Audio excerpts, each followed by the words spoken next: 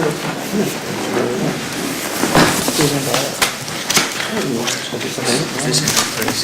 right, Mr. Moore, are you satisfied with the language the court has used or suggested with respect to the burglary instructions?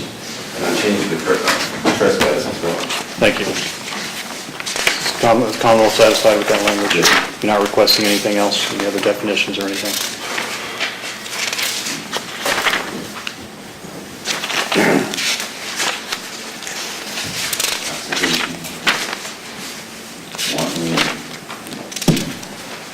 Serious physical injury, recklessly, knowingly, intoxication, intentionally, as well.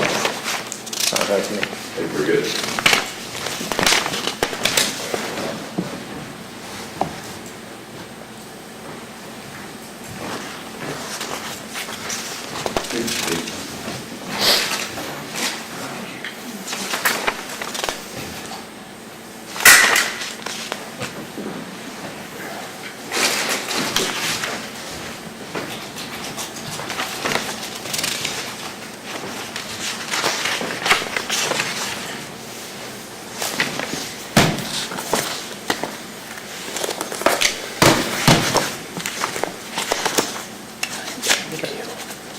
Did you have a copy for Mr. McLeod? I gave you one, yes. Thank you. All right, Mr. McLeod, court's reviewed some case law here, and there's nothing out of Kentucky, but I've seen one out of Colorado, which pretty much confirms what I think. There's a difference between a guest and a tenant at will.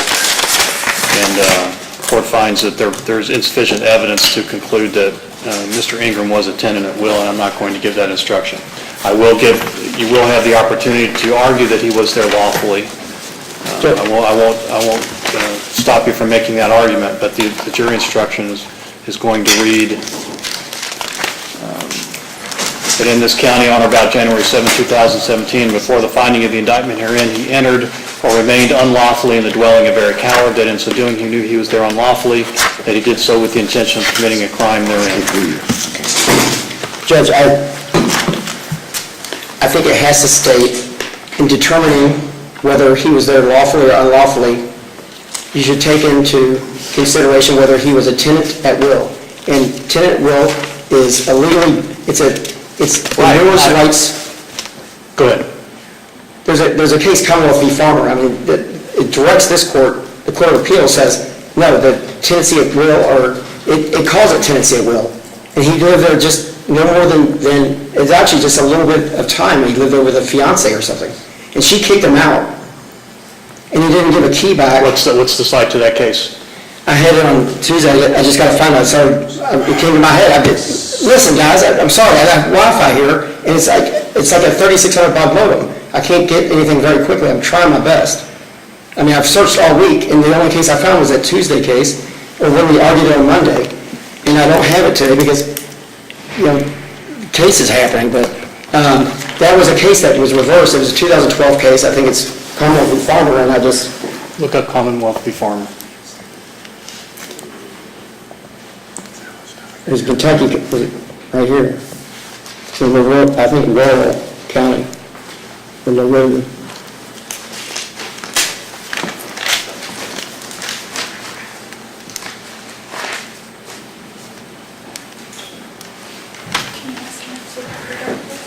Is it a reported case? There's one that's not reported. It didn't say it wasn't reported, the one I looked at. It was a Court of Appeals, and there's also 1142 that it... Reported or unreported? Oh, maybe I have it. Did you get that to the court already? Yes, I did. Yes. I already have it here. I read it. Yes, I was with the motion. Okay.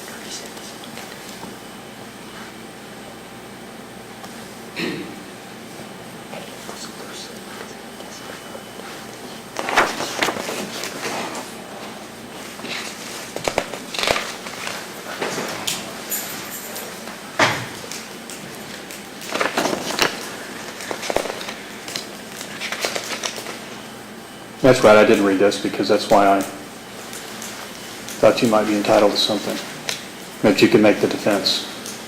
Yes. It just slipped my mind until, that's the case I found, and it was just slim pickings in those cases.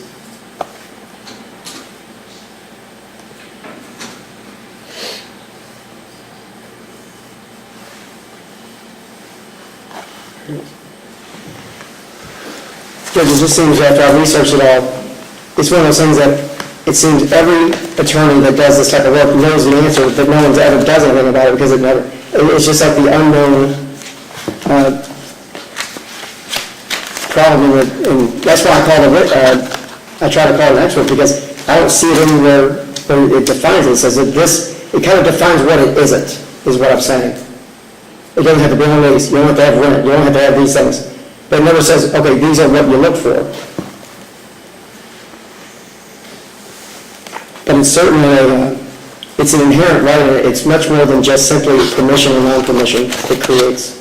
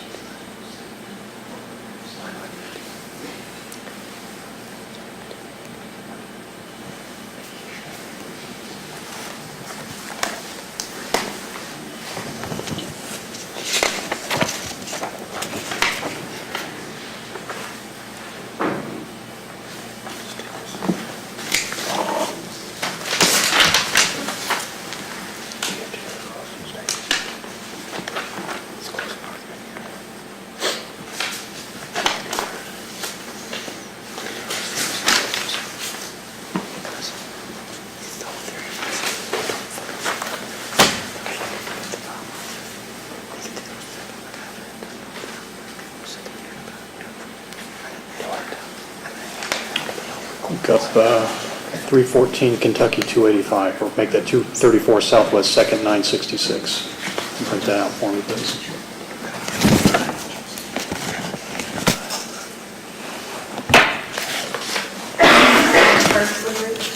Huh? Edward Burglary? No, Krishby Wolfson. Okay, so 234 Southwest 2nd 966.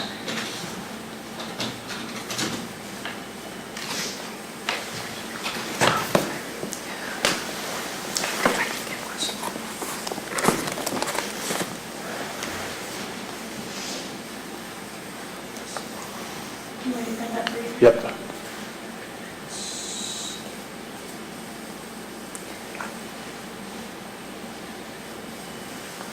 can't get a Wi-Fi signal.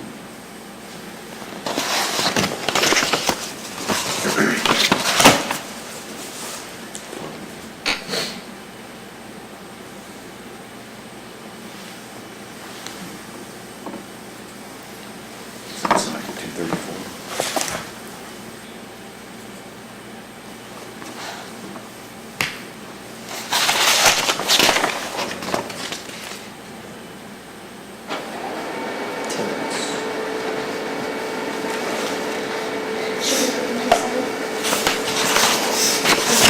Good. Trees will thank you.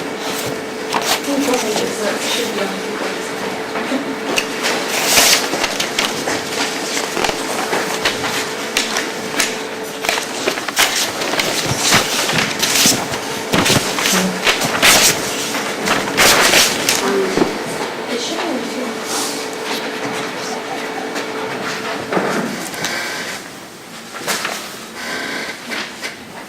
Thanks.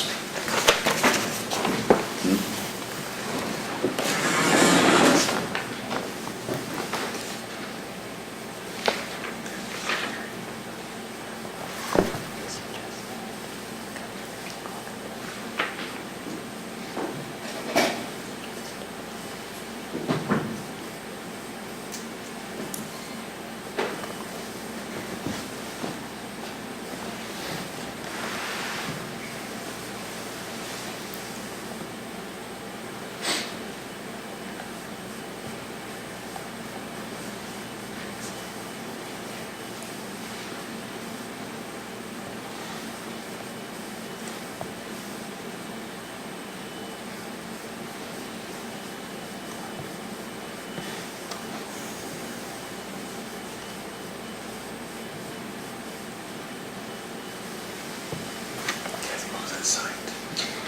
234, Southwest 2nd, 966. What was the last, I'm sorry, the page?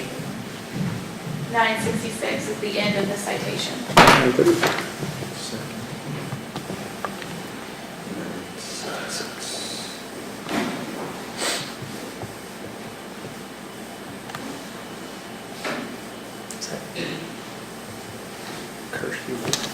From 1950.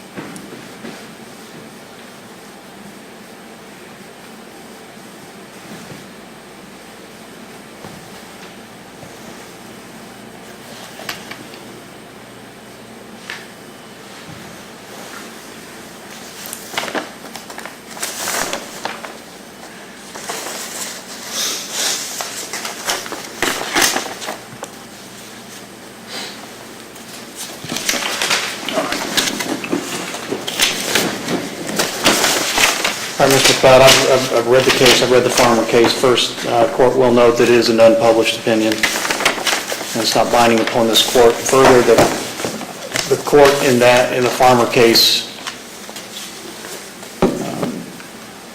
was not asked to consider whether or not the facts in that case actually constituted a tenancy at will. It was a case as to whether or not counsel was effective for failing to investigate whether or not there was a tenancy at will. There was some, in the cases cited, at least one case is cited by the Court of Appeals. In that case, there was actually a lease involved with other parts of the building, and a basement was not talked about in the lease. So it was assumed that there was a tenancy at will in the basement. I've read the case law, and I don't believe this is a tenancy at will case. So I'm going to give you the instruction on unlawfully, but that's all I'm going to give you. Judge, I mean, I have to say that reading this case, other than the status, which is just, it could have been or couldn't have been, as a fiance and someone else, he had the right to come and go with that individual cabin that he lived in, and he had a key, and that's about it, other than that. And It's just, I think it's a different set of circumstances, and I'm going to overrule your objection. I don't know then what this stands for. What does farmer stand for? I'm not going to argue with you, Mr. McLeod. I just told you what I thought, and I'm not going to go back and forth with you. That's my ruling. Well, I mean, I've got to look at these instructions. Can I look at these instructions? I've been digging through this, I just had to look at what was tendered. I would recommend you hurry, because I'm about to call the jury up here and read them.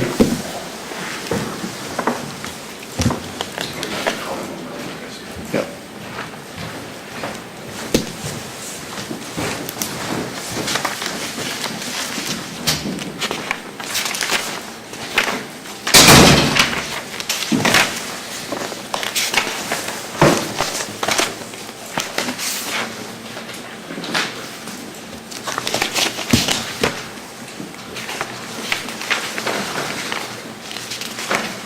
Oh, I did need her to make copies, because we are going to need copies. Can you do that? I'm not ready yet, but...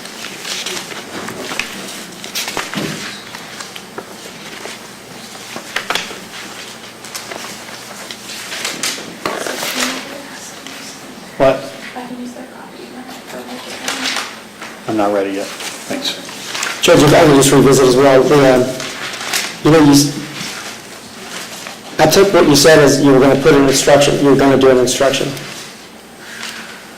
And we talked about this before the trial started. I said, what I told you was that the court is responsible for instructing the jury on the law. That's what I told you. That's correct. I did not tell you I was going to give you any specific instructions, because I didn't know what the evidence was going to show. But the evidence does show that there was plenty of testimony that he lived there. I'm going to let you argue that. But I don't find sufficient evidence that you're entitled to a specific instruction that there was a tenancy at will.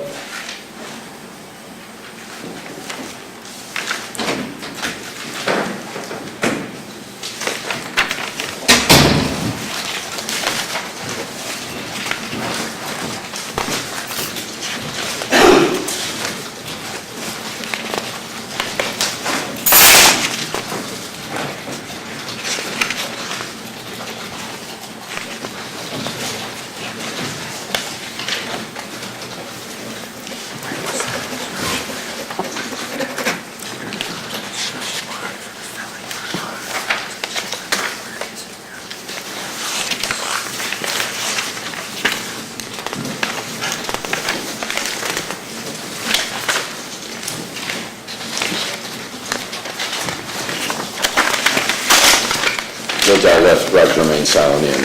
I took it out.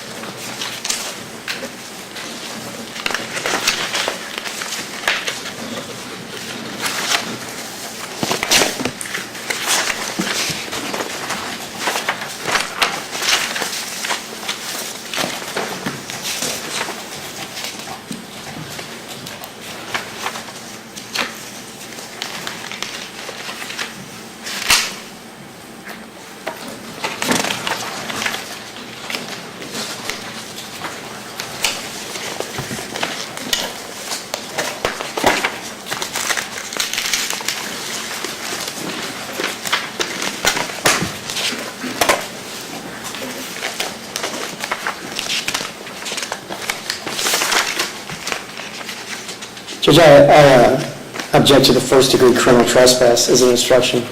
Okay, what's the nature of your objection? I mean, I don't know how did that come in? They're either in the house or they aren't. So there's a lesser or burglary second. They just don't automatically come in, and there's sometimes when lessers aren't included. We're asking that it not be included. Well, there was evidence that, the court heard evidence that they were in the house unlawfully, so it was entitled to the instruction. Well, not criminal trespass. If they're in the house and they're unlawful, it's not a criminal trespass. I think that's the definition of criminal trespass, if he's in there unlawfully. But I mean, the only thing they've alleged is that they were there to commit a crime. That satisfies the burglary. I don't think the intent to commit a crime is necessary for a trespass. Am I mistaken, Mr. Moore? No, sir, unlawful entry or remaining without the intent to commit a crime is first-degree criminal trespass. I don't think they have the facts and circumstances as they brought it, they tried to bring it in, and they argued that it would be criminal trespass. I mean, it's criminal mischief for anything, they go into the door and something gets broken a little Their bit. objection's overruled.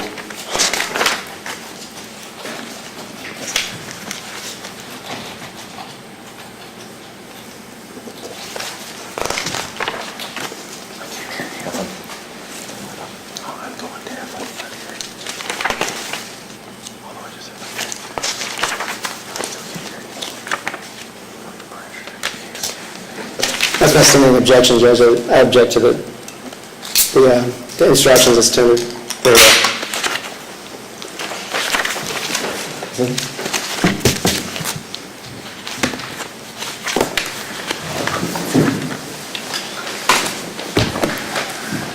Great.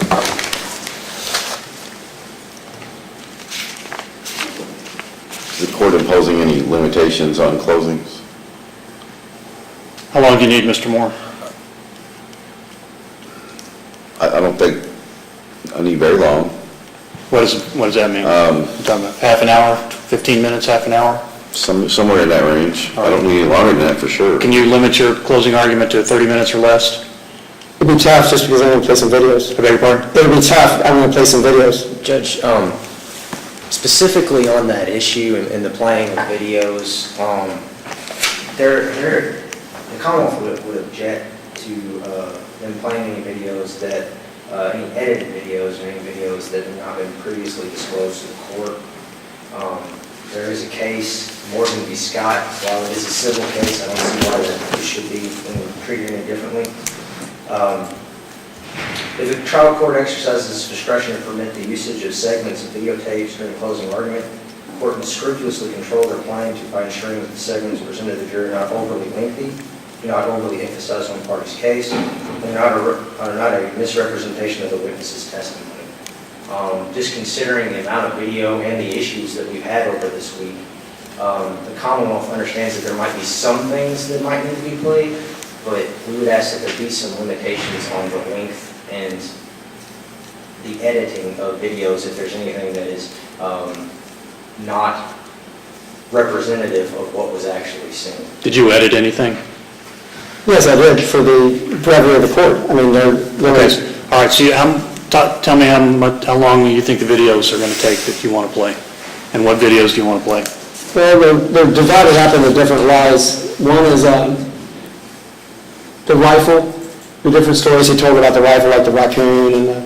And, okay, what, is that or a video of Erich Howard? Yes, it is. Okay, and to whom was he giving his statement? One he's giving to Carter. Okay. The other one he's giving, I think he talks about it with, for Kaufman. And, All right, how long is that? well, between the two, they get kind of wordy. So, I mean, with Kaufman, I mean, it's kind of long just because...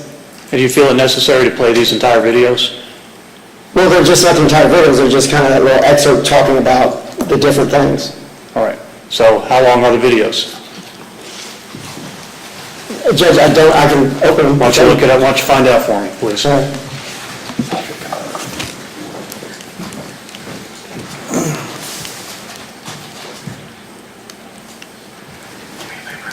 think the longest was 2 minutes, and it's just, as a, like the question. The longest was what? 2 minutes. 2 minutes? That's the longest one is 2 minutes? I think it is.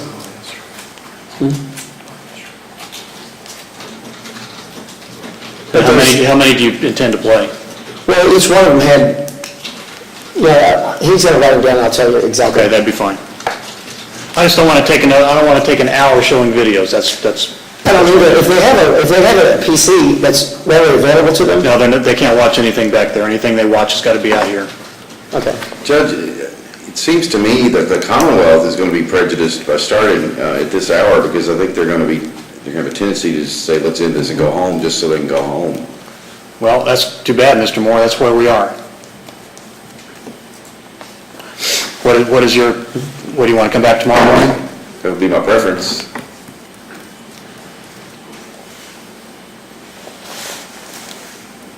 I mean, the delays, What about you, Mr. McLeod? Whatever the court desires. About the last thing I want to do is come in here on a Saturday morning. I don't either, Judge, but I think it's preferable to what we're about to do. I'm sure we're all tired, they're probably tired, I'm sure the jury's tired, they're probably hungry. I think they're just going to fly through this just to be done, and they're not going to give it any kind of serious deliberation. Well, I'm going to offer to feed them and see if that sweetens the deal for them any. What I will do, Would you try, how long would you hold them if they went out tonight? I'm sorry, if they went out tonight, until they're finished. I think tonight I'd rather go. I'm sorry? I'd rather go tonight. Well, I'll poll the jury and see what they want to do. I think that's fair.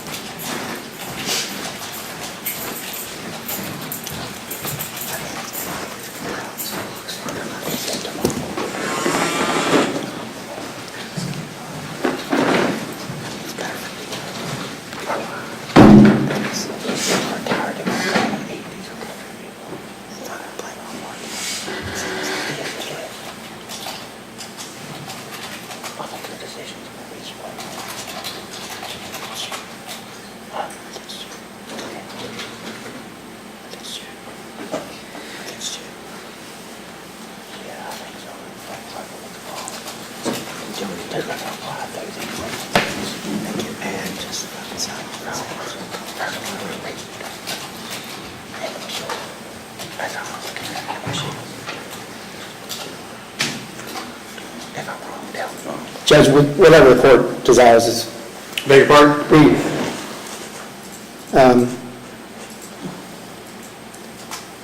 My client would rather do it in the morning, whenever you make your decision.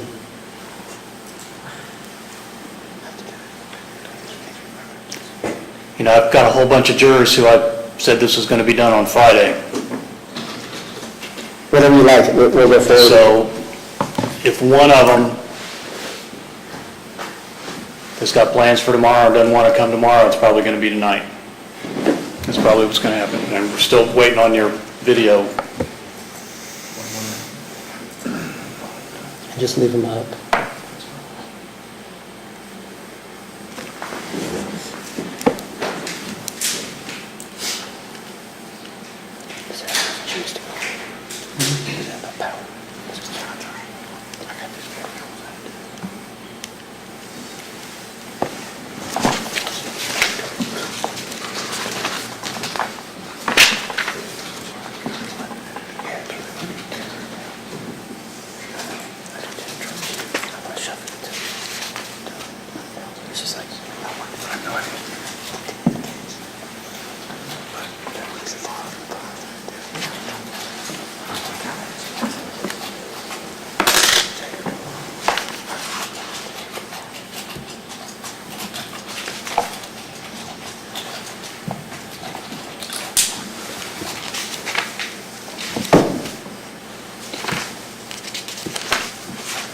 were you going to change the murder and the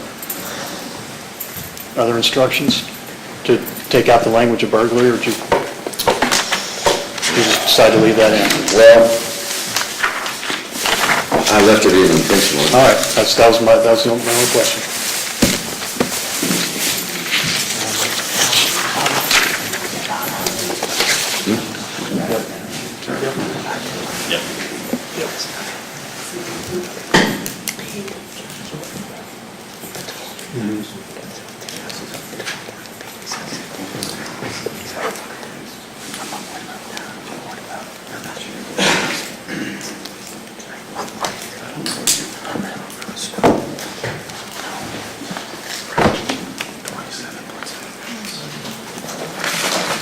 Judge, it's 27.7 minutes. Beg your pardon? 27 minutes of almost a half an hour video. So what is this, 3? These are seconds, 30 seconds, 33 seconds. We're going to play one of each, 2 of each. There's an 857, what is that?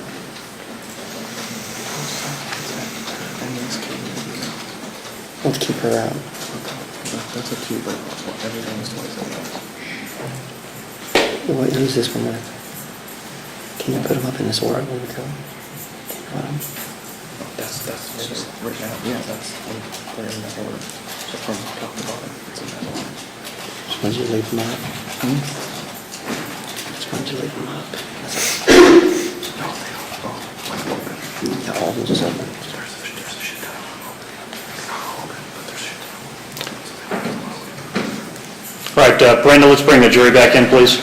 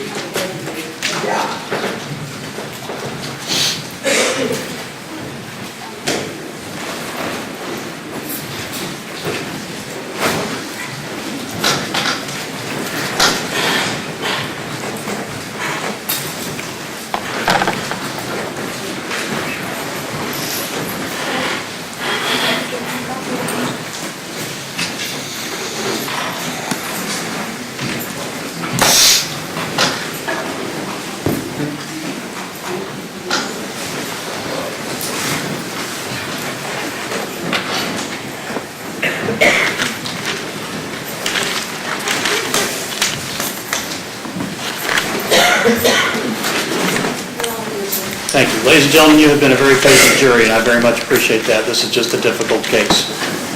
Now, it is 6:15 right now.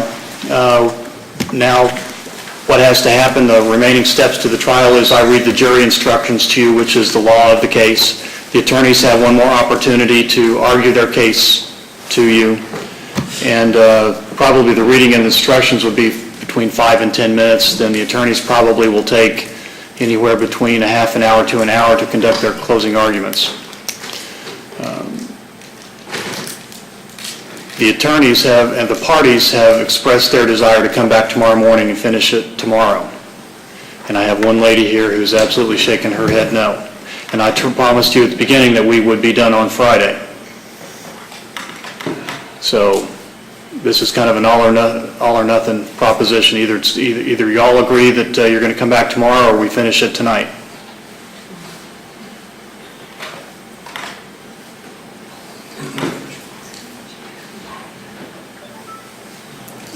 I know my vote. Okay, you don't want to come back tomorrow? I've got something I got to And get this tomorrow. really, and this is not a democracy, just so you know, so nobody's going to be mad at one holdout. I make the final decision. No. I would rather stay. Okay. All right, we're going to stay and do it tonight. I will feed you. I will tell you that. I will feed you dinner. Yes, sir. Can I tell you what I want to eat? If it's on the menu. All right, ladies and gentlemen, and it's going to be, it'll probably be late before we can, unless you want to break for dinner now and I don't feed you and you come back here and we do it tonight. We can either wait and do read the instructions, closing arguments, and I feed you while you're deliberating, which probably would be better. All right, let's do that then. Commonwealth of Kentucky versus Robert Ingram, instructions to the jury. Ladies and gentlemen of the jury, the court instructs you as follows. And before I continue, I will let you know that you will have these back there with you. I haven't made copies yet, so I'll have to do that. So I'll have to make copies immediately after I read the instructions to you. I'll have my secretary go out and make copies. You won't have them while they're doing the closing arguments, but you will have them back there in the jury room. Under the evidence presented to you in this case, you may find the defendant, Robert Christopher Ingram, 1, guilty or not guilty of third-degree terroristic threatening under instruction number 3, and guilty or not guilty of second-degree burglary under instruction number 4, or guilty or not guilty of first-degree criminal trespass under instruction number 5, and guilty or not guilty of murder under instruction number 6, or guilty or not guilty of second-degree manslaughter under instruction number 7, or guilty or not guilty of reckless homicide under instruction number 8. Instruction number 1, presumption of innocence. The law presumes the defendant to be innocent of a crime, and the indictment shall not be considered as evidence or as having any weight against him. You shall find the defendant not guilty unless you are satisfied from the evidence alone and beyond a reasonable doubt that he is guilty. If upon the whole case you have a reasonable doubt that he is guilty, you shall find him not guilty. Instruction number 2, definitions. Dwelling means a building which is usually occupied by a person lodging therein. Intentionally, a person acts intentionally with respect to a result or to conduct when his conscious objective is to cause that result or to engage in that conduct. Intoxication means a disturbance of mental or physical capacities resulting from the introduction of substances into the body. Knowingly, a person acts knowingly with respect to conduct or to a circumstance when he is aware that his conduct is of that nature or that the circumstance exists. Recklessly, a person acts recklessly with respect to a result or to a circumstance when he fails to perceive a substantial and unjustifiable risk that the result will occur or that the circumstance exists. The risk must be of such nature and degree that failure to perceive it constitutes a gross deviation from the standard of care that a reasonable person would observe in the situation. Serious physical injury means physical injury which creates substantial risk of death or which causes serious and prolonged disfigurement, prolonged impairment of health, or prolonged loss of impairment of the function of any bodily organ. Voluntary intoxication means intoxication caused by substances that defendant knowingly introduces into his body, the tendency of which to cause intoxication he knows or ought to know. Wantonly, a person acts wantonly with respect to a result or to a circumstance when he is aware of and consciously disregards a substantial and unjustifiable risk that the result will occur or that the circumstance exists. The risk must be of such nature and degree that disregard thereof constitutes a gross deviation from the standard of conduct that a reasonable person would observe in the situation. A person who creates such a risk but is unaware of thereof solely by reason of voluntary intoxication also acts wantonly with respect thereto. Instruction number 3, terroristic threatening in the third degree. You will find the defendant, Robert Christopher Ingram, guilty of third-degree terroristic threatening under this instruction if and only if you believe from the evidence beyond a reasonable doubt all of the following. A, that in this county on or about January 7, 2017, and within 12 months before the finding of the indictment herein, he threatened to kill or cause serious physical injury to Erich Howard, and B, that such act, if carried out, would have been likely to result in death or serious physical injury to Erich Howard. If you find the defendant guilty under this instruction, you shall not fix his punishment, but shall state only in your verdict that you have found the defendant guilty of this offense and return your verdict to the court without deliberating on the question of punishment. Instruction number 4, second-degree burglary. You will find the defendant, Robert Christopher Ingram, guilty of second-degree burglary under this instruction if and only if you believe from the evidence beyond a reasonable doubt all of the following. A, that in this county on or about January 7th, 2017, and before the finding of the indictment herein, he entered or remained unlawfully in the dwelling of Erich Howard. B, that in so doing, he knew he was there unlawfully, and C, that he did so with the intention of committing a crime therein. If you find the defendant guilty under this instruction, you shall not fix his punishment, but shall state only in your verdict that you have found the defendant guilty of this offense and return your verdict to the court without deliberating on the question of punishment. Instruction number 5, first-degree criminal trespass. If you do not find the defendant guilty under instruction number 4, you will find the defendant guilty of first-degree criminal trespass under this instruction if, and only if, you believe from the evidence beyond a reasonable doubt all of the following. A, that in this county on or about January 7th, 2017, and within 12 months before the finding of the indictment herein, he entered or remained unlawfully in the dwelling of Erich Howard. And B, that in so doing he knew he was there unlawfully. If you find the defendant guilty under this instruction, you shall not fix his punishment, but shall state only in your verdict that you have found the defendant guilty of this offense and return your verdict to the court without deliberating on the question of punishment. Instruction number 6, murder. You will find the defendant, Robert Christopher Ingram, guilty of murder under this instruction if and only if you believe from the evidence beyond a reasonable doubt all of the following. A, that in this county on or about January 7th, 2017, and before the finding of the indictment herein, he voluntarily participated in the commission of a burglary at 165 Stiles Road in McCracken County. B, that during the course of that burglary and as a consequence thereof, Toby Reed was shot and killed.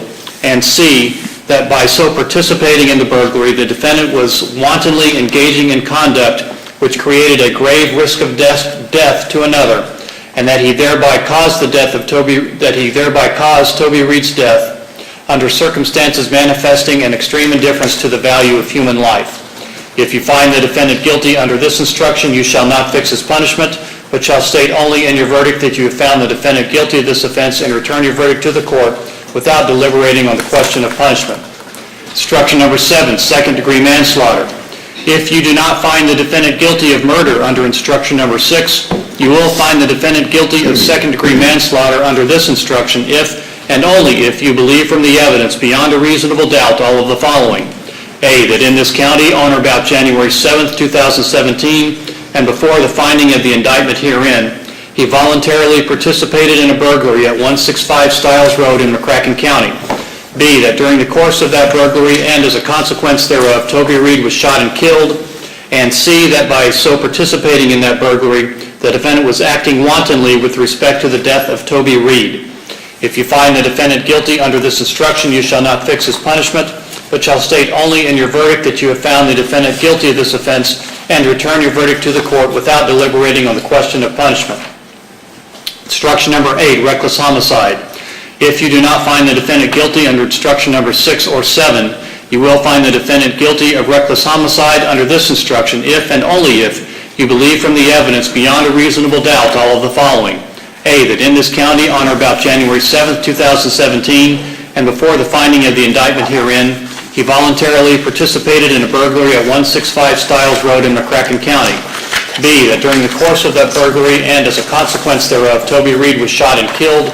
And C, that by so participating in that burglary, the defendant was acting recklessly with respect to the death of Toby Reed. If you find the defendant guilty under this instruction, you shall not fix his punishment, but shall state only in your verdict that you have found the defendant guilty of this offense and return your verdict to the court without deliberating on the question of punishment. Instruction number 9, the verdict must be in writing, must be unanimous, and must be signed by one of you as foreperson, instructed this 9th day of November 2018 for my signature. And there are verdict forms at the back where you will record your verdict. All right, ladies and gentlemen, the attorneys have one more chance to speak to you.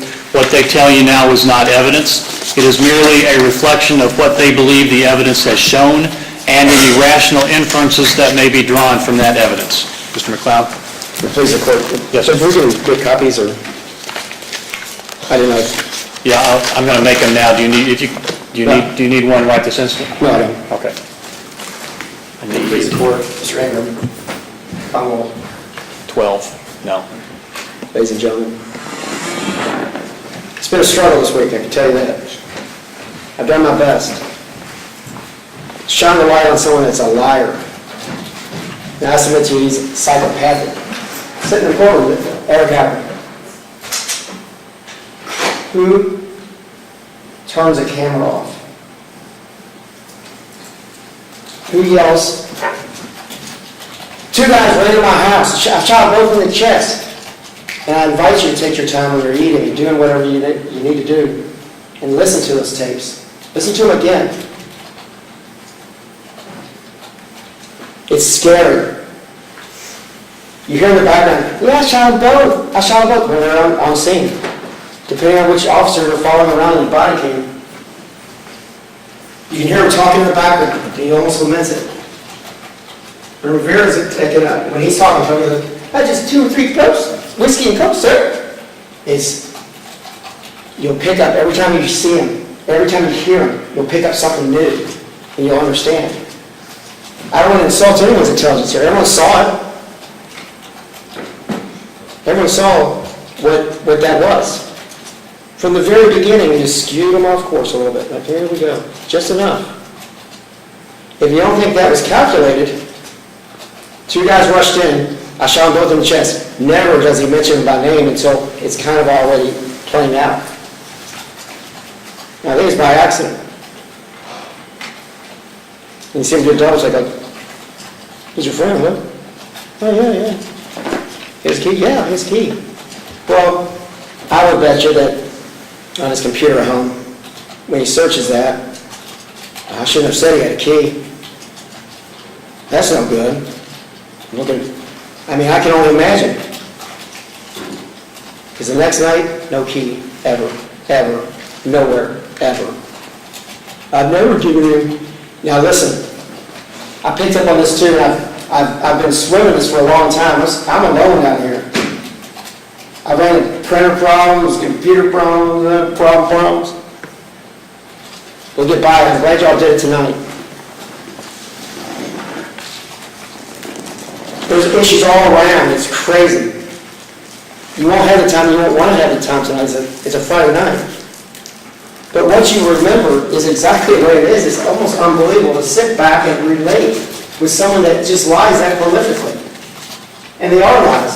Trust me. If you go back and how he operates and what he's saying, it's cool and collected from the beginning. And that's why he went around and kicked the door open. Because it wasn't enough. They let him go that night. They let him go home with his girlfriend or that battered woman. She's pitiful. I had something in store for her. I couldn't even go that way. Helpless woman. Helpless. She could, yes. She just didn't even, I don't know. The life were beat out of her.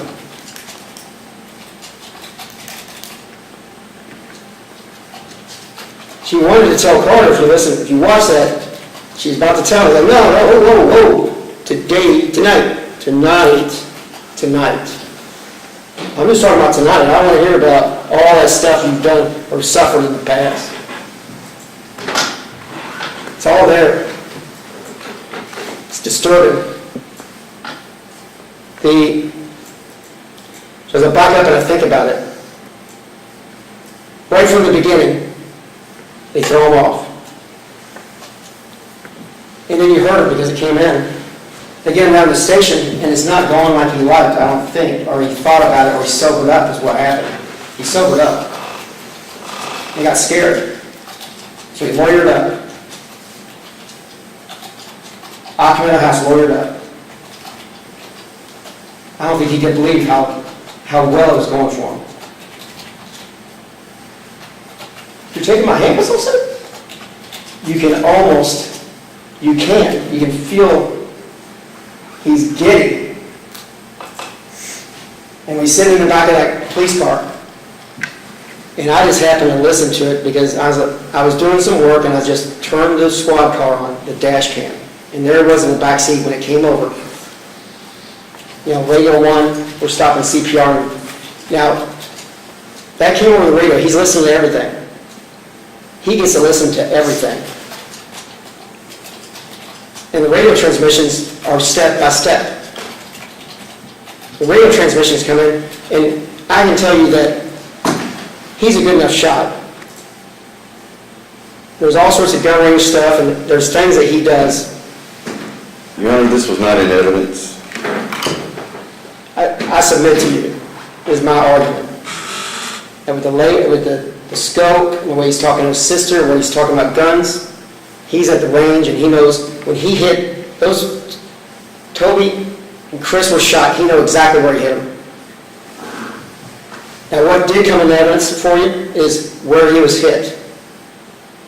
Toby, first shot down, the next shot kind of like that, and the next shot going up. Now, the doctor, very robotic, they're like Spock, these MAs that come in. And the reason why they do this type of work, you can imagine, because they don't have the personality to deal with something a lot. So they go in there and everything's just, this is how they operate, and they do it. And so he's not designed to give us any type of opinion on how it happened, on what transpired. But I can tell you what he did, though. He gave us the nice, objective trajectories of how those bullets entered. And I can understand, like, one, maybe, okay, it was going up, he said, well, it lifted up in the leg, however it was up in the leg. That's fine, that's one. But when he hit the chest, he stopped. And both bullets. If he was moving his leg or he was moving around, you would expect maybe both of them were up, or they're different, they're different areas. But it just so happens that way, one, he's falling backwards more, and he's on 3. It just so happens to be that way if you believe that's how it went down. Because I don't think Toby didn't bust that door down. I know he didn't. From the very beginning, I told Chris, I said, and I'll tell you, Chris is a difficult nut to crack. When I first talked to Chris, I was like, well, why didn't you tell me that? But I think that's important. I mean, everything. There are some people that just don't like telling you what's going on, and you think, like, this is your life.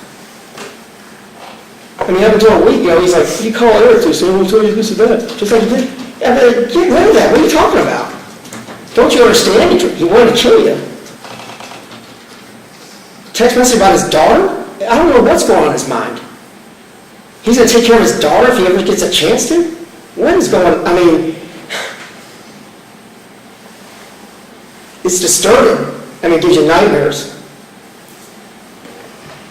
What if he was like in another county somewhere, way off, and he didn't have family that could take care of a child or something? Good chance he takes care of the child. There's so much here, and I'm scared to death. I'm scared. Let's look at a possibility of life forever. I didn't need to kick the... Even Ellen says, I've never seen him lose his temper. The way he explained it to you. No, we were just... I would be concerned that if Erich wanted to, he'd probably be friends with him again. No, he shot me way back. Yeah, we went to a murder trial. I kid you not. You saw that attitude. He doesn't want to say anything about it.